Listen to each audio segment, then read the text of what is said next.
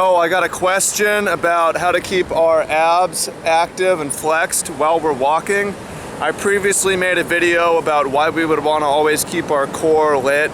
The theory of flexing outwards, that having our abdominals at 20% flexion at all time keeps our back aligned and everything secured and allows our steps to be more athletic.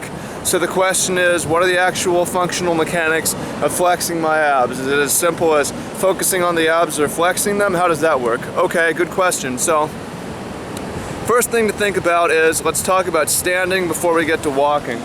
So standing, one of the basic, most easiest ways to flex the abs is through the feet.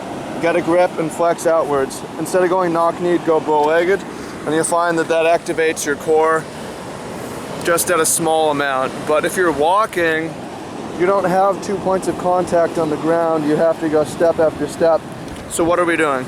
All right, well, we can create tension through our major joints, through our shoulders and through our hips. So to give you guys an idea, this is what works for me, and these are two things that you can do. First thing you can do is your hips and your pelvis, point it up. Point it up. You're going to be flexing your glutes to do it, and you're going to feel that your lower core is active. You can do this in the mirror, do this in the mirror at home, and try it out. All right, so it's like you do a pelvic thrust, and then you hold it, but then you relax, and then it's at 20%. And when you're walking, your lower abs are in flexion, and you're doing this through your glutes, but really you're doing it through a sensation of pointing your hips up, and you're gonna feel it pull your back into straight line, basically.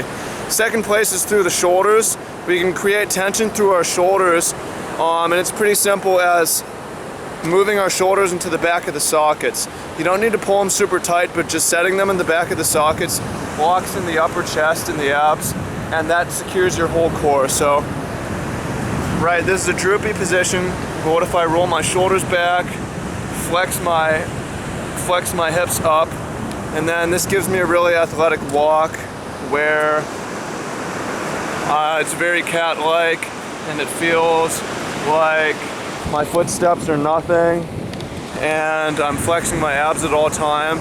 However, I'm only flexing them at about 20% flexion, and so it's not very hard to maintain over a long time as I'm walking.